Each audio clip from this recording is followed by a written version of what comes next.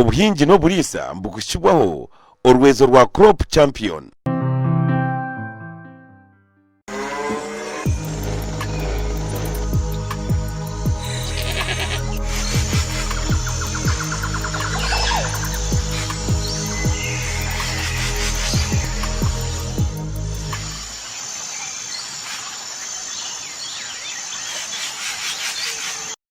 Program n'obuhingi n'oburiisa kandi eriizooba nikwe twayegaranjira omuri Nyabikoni Kabare kwega aha kuriisa enjoki. Aho mu program egi nituza kuba twine Friday Nelson obingi barikumanya nk'abajoki kandi naija kuba natushoborera buri kimwe kyona ekikwatiriine aha kuriisa aka kakooko turikweta enjoki. Aho ndakumanya ebiri kukwata aha kuriisa enjoki, okuzireeberera, nooziheereza ki, n'obwire ki obwoshemereire kuba noosharuuramu ebyokusharuuramu kandi n'omutindo ki ogw'okubaasa kwongyera aha njoki, byona biri omu program egi. Nelson naija kuba nabitushoborera. Omuheereza ndi Prudence Akampurra, ninkwisia ngu turi omu huriro y'okuronda omuhingi n'omuriisa w'omutaano kandi kuwakuba ori okwe oineyo omuhingi ninga omuriisa w'omutaano w'orikumanya omu kyanga kyawe ninga shi wenyine noyekakasa kuba omuhingi ninga omuriisa w'omutaano noobaasa kutushikirira buzimazima nitwija kushemererwa twije tukuprofilinge tokamanya okabaasa kuba omuhanguzi w'empaka ezi niwotwara miliyoni 15 kandi bakutwara no mu ihanga rya Netherlands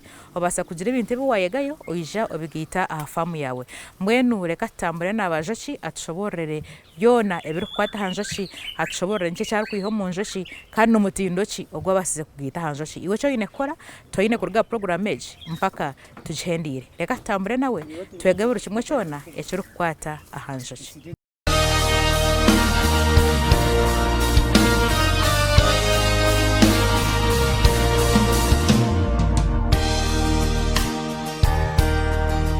Omwami bajoki twakwakira program y'obuhingi n'oburiisa yayanjurira bariyo nibakureba program. Amazina ni Friday Nelson kandi izina riri komoni baranyeta bajoki. Western region yona wagamba izina bajoki tokabuza abantu barengera 20 watekwa kubona ramanya. Konka ndazagwa Kitumba sub county. Kitumba sub county omu parish nayo ni Kitumba then village Runyanjoka. Nyowe ka specializing mu kwegesa abatungi b'enjoki kandi na specializing mu kutunga enjoki konka tindakomaho no kucyencyura ndacyencyura kandi tindakomaho nagire no mu rurengo rwo kushoza B venom B royorogere B propolis ainda teka ngo kinyambise kuza kurugahizi n'abajoki kuba Dr. Bajoki. Aha fama aha oyine hebe mbere kwingana ki kandi kwingana ki. Nyowe nka Friday enjoki nkazizamu mu myaka miringwaho nakundwa munonga ngenu nyine amabuga garahika mukaga. Amabuga mukaga tigari located mu mwanya gumwe ahinda zagwa honyine hariho amabuga abiri. Omu town Kabale municipality nyinemu amabuga abiri. Mu Southern Division namwe nyinemu amabuga abiri nangwa hinene rindi rinatanikireho irinda teka ngo naryo riraza kuba riri mwe 100. So far hati nambara ebihumbi binyine nari mu records zanje ebihumbi binyine birayika 800 kandi obwe of which byona biri mwe njoki. Konka nyine nebinyibikire omu mabuga gintandikireho ebitakagire mwe njoki bindateka mu roku kwezi kwa mukaga colonization ya taking place so ndaza kuba ndi kwisa mu 500. Eri nibuga eri twarambura ninga sheri eri nyine mu town eri hagati y'abantu koko muri kureba amajuga kanyire inkuto zikanyire abana bakanyire iri buga ryo gyonka ririmwe 189 naza mu records kandi iri buga ririmu buri type ya buri cyumi cona ekimu bamwarahurire nyine mu Mad Beehive, Kenyan Top Beehive, Langastros Beehive nashwa najya mu Port Beehive even nagira mu na Roga Beehive kugira nko twaturi kubikwata nashuba nagira mu nebiri roko ibinda rukisenga rozange ngeno ibihumi byona type y'ibihumi byorenda byona wija mu ibuga kugira nko twaturimu birimwa hampa umuri Nyabikoni ward. Enjoki zawe zo nozirisa ki okutwaliza hamwe koko nabagambya ndi bajoki kandi ndabugana ibintu bingi munonga omubarwire ga specializing kushoza ubwoki buri quality ndabutunganta ubwoki buri quality ndazijalire bimuri ngeni ibuga ryanje rigirwe mwe bimuri bingi omumiringwe tarashwana rero kandi enjoki zirakunda mizi amizi agizirakunda zirenda mizi gali nacho amiza gari naco harimwe kidiba nkakora mwe kidiba kihango kugira ngo ku nabarambuza ikidiba mu kwezi kwa mukago mushana gwajwa iyo ni food y'enjoki ebimuri byona type ya buri muringo gweki muri cona ogura kundwe enjoki omwibuga mbigizire ki mbibyiremo uko niko ndalise enjoki zanje kandi ndashwanzi zitirire zijarire buri kimwe cyone kizirenda nzihereza amizi ziragetungira kuruga mu ponde yinagizire ki yinazirimire enjoki zine season zinga omu western region ndasharura season 2 konkato bwire bwahindukire nyine kuba ndahakuro kwa kabiri okwa kashatu marire mu kwa kana shwempa kuro kwa munana okwa mushanjo kwa munana okwa mwena ndimwe ndandamara konka season zahindukire ukwezi orugazi okureta season yo kwa kabiri no kwa kashatu abwenjura nyingi twabasitina abasize kuhakura no bunahakwire bwa buri buke munonga kandi butari hamutindo gubone bwo kugira ngo ubwine njura nyingi munonga ngene mu mwaka twine mu season 2 omu western region ine challenges ezo kubugina mu kuri senzo cy'emyaka yiwatugamira ngo maziro mojoshi challenge njine challenge yo kubanza ati nyine itaka iri nkwatire hamwe n'obundabe ngino muzitungire cyabugwa capacity yo kugura amataka kugira ngo zize mu myanya yanje nko muntu iyo ni challenge yo kubanza because nyine kanyina abana ubwoco bwinjo bundaguza ndanda burayika buragenda for fees directly ndabuguza for food at home challenge ya kabiri ndakira kutambuza enjoki happy kinyi zitambuza ha motoka ndazivuga ndazitwara challenge yinyine ubwiro bwinji transportation nanda transporting enjoki kuruga mu mwanya okuza mu gundi endisho challenge yinyine ni eyabantu bumwe na bumwe bategesibwe kumanya ibyo enjoki nengi ubundi watandika hibuga babanze ngwango enjoki ziratura n'abantu umanze wateganisibwaho ngene kuza kubegesa kushanga ngo buryo mwara mango enjoki ni munywani wanje kintwarira ubwire konka challenge zo ndazibugana then ebyoma ebindakozesa mu kucencura ubwoki nandabire babiragure sente ndingwa munonga kandi najya ndashoza venom ndashoza propolis like nkecho kureberaho venom extractor iragura miliyoni 16 ngene jo nayo ni challenge eyindabugana mu murezi injoke zindandatambura challenge ya kabiri nempinda hinduka yo bwire kabutina namawundenda kwakura ubwoki bwinji munonga konkenjura ya burizoba yamberire challenge ya kashatu enkwasiro nangwe kanteganisa munonga ni okufuhirira abantu abahinji barafuhirira misiri yabo munonga mukasheshe mwazo kandi ejimibazi yona irite njoki nangwa to the extent terite njoki yonka nobwo cyo buturasharura hibarafuhirira munonga urashanga butabonire buri mu chemicals because njoki inarebe tafire irerire habimuri ebirimwo mubazi ngeno bihindaringa no mutindo go bwoki ngeno eyo niyo challenge yo kubanza munonga eyindabugana abarafuhirira njoki challenge ya kabiri endijo yindasa kugambaho ninko kose njoki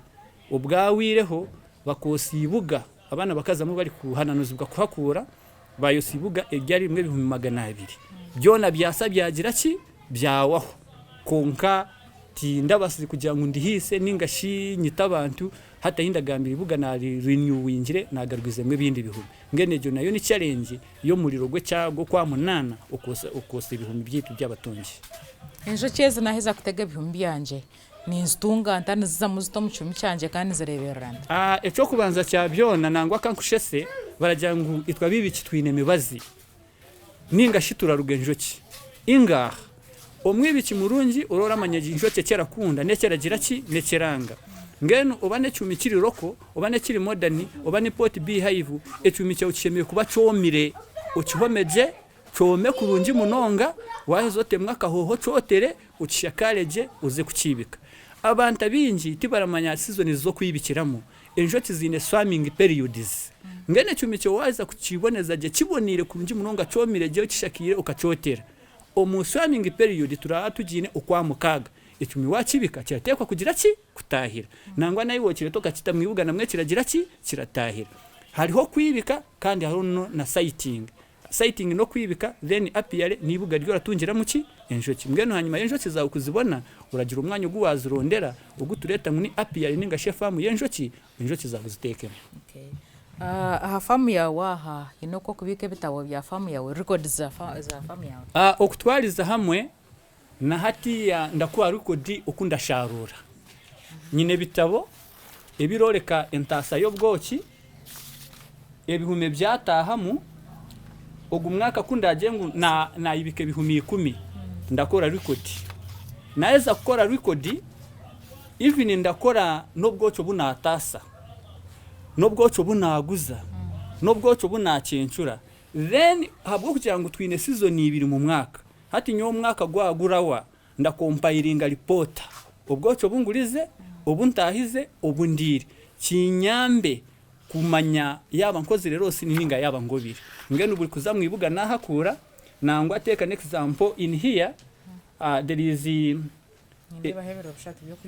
kasharura propolis murogu muringo kandi najiguza murezi sente kiremwe nandagiguze mitware 215 hati nakwateza sete nateza mwezi nashanga ntungire zimpa the same no bwoki niko ndabukora nabwe ubwoco bundahakure like in here nkansharwire kilo ezimpa haizi wareba 60 kilograms then nateza mwe sete zinatungire ubwe ni fast ngene waza yo kuhakura murundi gumwe then ekiraza kunyamba egi season na hakwiro bwoki buringana ki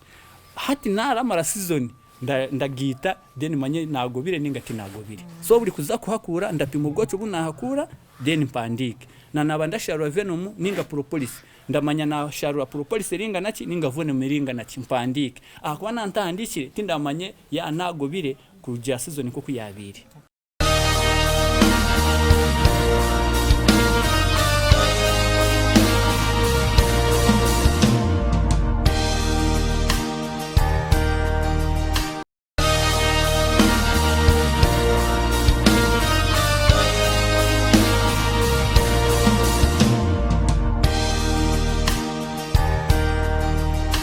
family yawe hino kwerwenyegera omu project yawe je kuri sensoki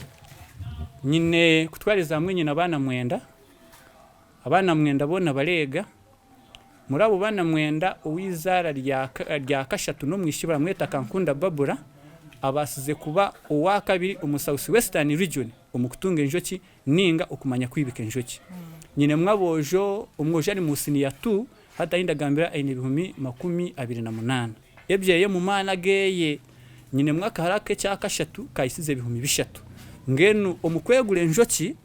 umukuhakura ubwoki abana baranyamba ninga shinda batuma ninga shiturakorera hamwe na twatura cencura ubwoki ndabandi nabo barancencuza barampimisa ni turarebulinga no kurebulinga kandi bona barega kandi sete zona nibo barazikora okurwa mu project katureba post harvest handling no handling ota ubwoki bwo waheza kubuhakura naiza kubuhakura ubwoki ndaza mwibuga mpakure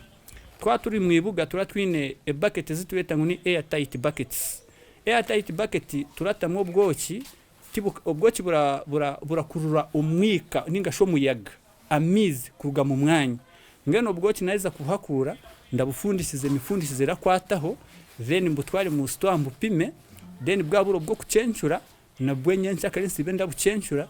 shube ndebe ngo ebintu bindi kucencurira mu byogeze kandi byomire even na nanda parkinga no kumekinga shwangu ubukopo bwogize je kandi bwomire namwe okay twaza mu store turabireba nko kunda bambyine ne bucket nko kunda banzine konka hati ubwo kibwo parkinga tinjizire ki timwine konka ibyo niyo handling inda handling mu bwoki kandi nderi ndakuhakura enjure ragwa njura na yera amizi gashisho bwoki ngenda ngo nakura mu bwire bwo mushana injure tari kugwa kandi ubwoki nabubika mu airtight buckets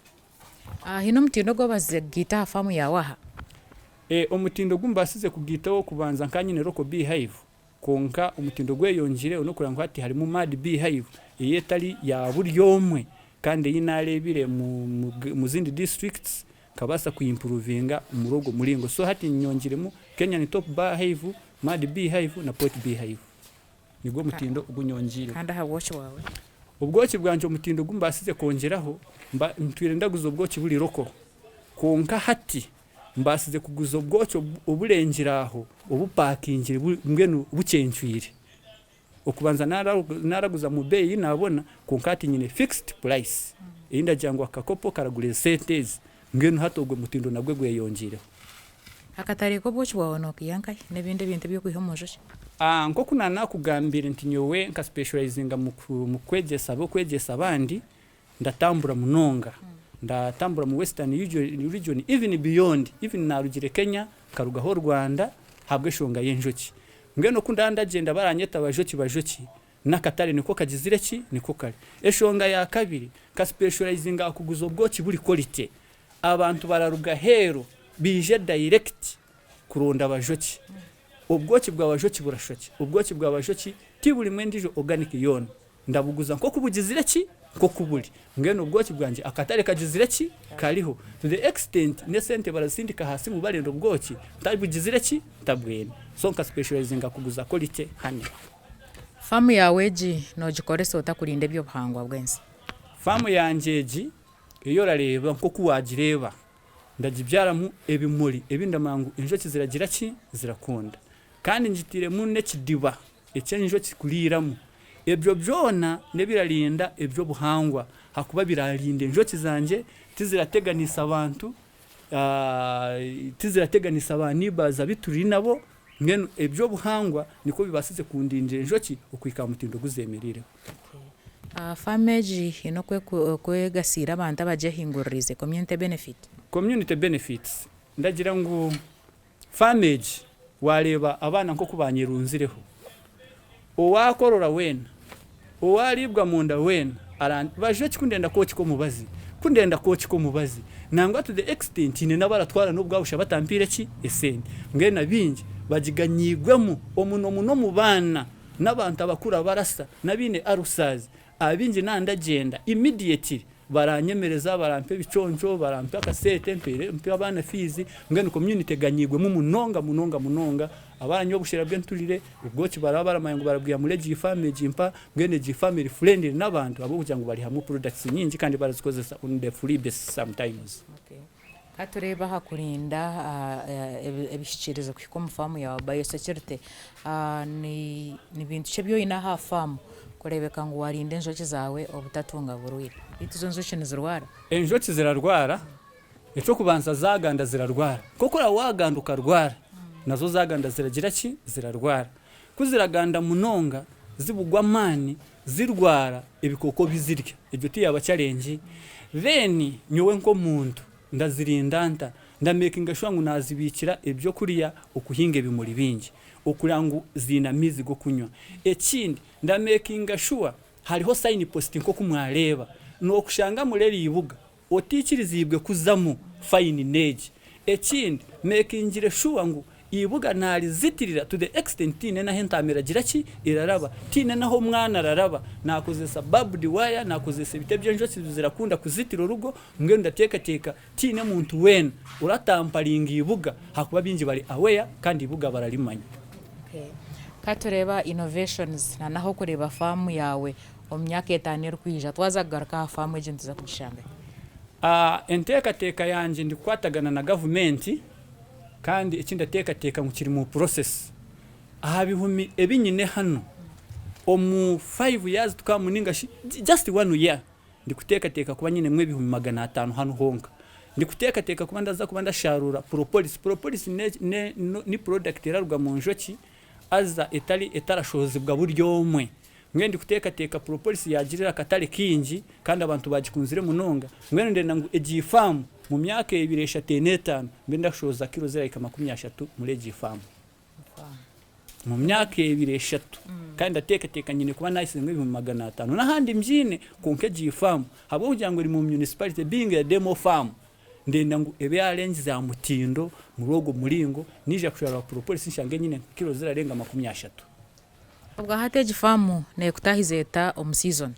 egifamu yantayize setenche kabuti teka next example no season ya yanjire yabe yezireje ndashanga ndi mu miliyoni 3-2 kirarugirira nko kunasharura kirarugira nko kunasharura kunka ndandi mureje orange kunka ekindi ko kunana kugambe nyine family y'abana mwenda kandi bona barakundi shomero na isa kabiri ndagura mu ebibira so fati nyina mabuga 2 mu kibungo agimperize kushashura kuruga mu kasenta karugire mu season y'ina rugire mu umwako gwawire zazira kwata mu miliyoni 3-5 izarugire mu famu. Turukwirira kuhendera program obutumwa bwo kuhereza ogwe owakibire na yetaga kwejombera mu kulisa enjoki ninga shogo wazirisize konka ziri kumuteganisa atari kumanya kuzireberera ninga shogo kuba nanda kuzitandaka. Echo kubanza kya John ndakira kutera umuranga kubagambira ngo enjoki n'amatungo nkagandi kandi ndakira kuleta abantu kwegera hano ya kugira ngo bamanye ikindi kugamba enjoki kuzira tura n'abantu. Enjoki okubanza kandi amangu tizira tura n'abantu konkeri izoba suru experience nyine no kuwareba enjoki n'amatungo nkagandi nazora zombekera no kwegesa umuntu ngo enjoki wazitunga echo kurebero zirampera abana ishume fees ecya kabiri no food ndayamwe bwoki mburye pereza abantu barye ecya kashatu urasa kuzitungira hiwagira ki ahi wabona ngwe no kwegesa abantu kumangu enjoki ninongi zirimwe mubazi kuzitunga kwanguhi no kuzibegesa nayo ba mu mashomero ndazaga mu mashomero ndegesa abana muno P4 5 senior 2 senior 3 senior 5 senior 6 kuboreka ngo enjoki n'amazima urasa kuzitungira muka so ndaleta hana abana bararuga heru bararuga mu mashomero bije begere hano bazize muzitabarya abinji batandikira n'amabuga nyina abana barayika mwenda abatandikire henjoki kandi barakonfaminga ibindagamba ko n'amazima kandi abindatuma ntimwiroko muze kuriya muboneze enjoki bazeyo bakore mirimo kandi hinomwe uwatandikiye kwehera umukuruga mu bwoki. Tuhereza yo tips nkisha tuningina ezo muntu ayine kumanya yanaza kuritandika kuri enjoki. Echo kubanza worenda kumanya kurenda kutandika enjoki echo kubanza ine kumanya urabona ho kuzitungira omucyogo yineti ogunyineti go yine urabona ho kutungira enjoki. Ecya kabiri urasa kuzirondera mizi zirasa kutunga excess yo kunywera ha mizi. Ecya kasha turasa kugira capacity yo kuzizitirira kugira ngo ebe famu. Ecya kana urasa kumanyiwe ngo uraba munywani wenjoki oyiganire n'enjoki oshemererwe nayo waheza kumanya ibyo byona tine kira kuremese kutandika enjoki aha kuba uraza mu kibiro cyo biti uruke cyume kitahire waheza kwetegereza cy'enjoki ziragira ki iramanyisa ekirakonda. Echumi nanya ndakushugura shiriya zinga hikunoya nyowe echumi at the price within kabale echo kubanza ndatangira binderukira echumi cyakiri mu busha ndandakiguza gumwe n'ekicweka cyakiri mwejo kinda kiguza imitwaro 3 n'ekicweka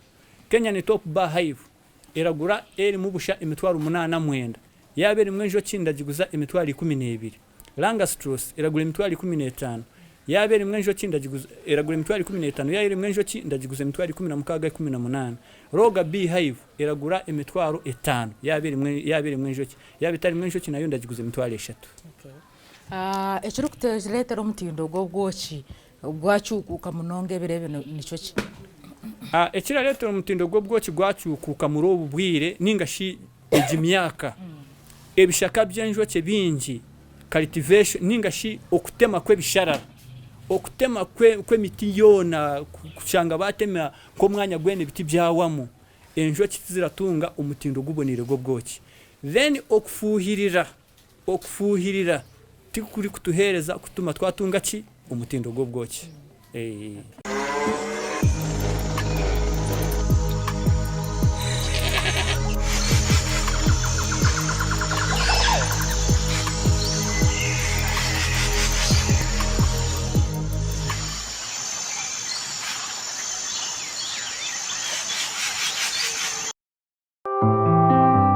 Obuhingi n'oburisa bwambukishibwaho orwezo rwa Crop Champion.